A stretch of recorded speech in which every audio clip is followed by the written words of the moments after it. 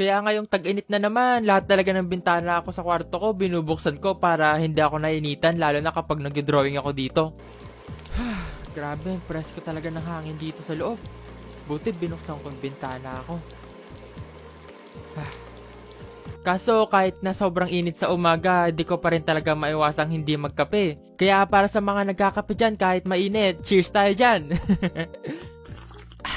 Ay wait lang, speaking pala ng kape na yan, may napansin kasi ako na dalawang klase ng tao kung paano uminom ng kape.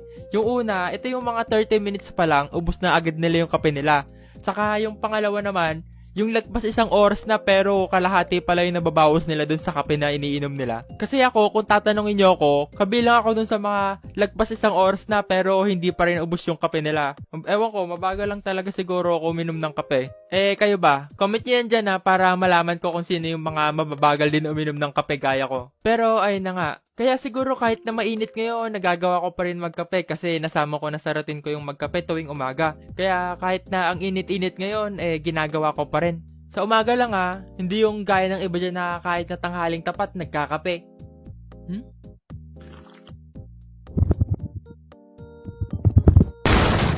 Ito, ang init-init na, kape ka pa rin ng kape.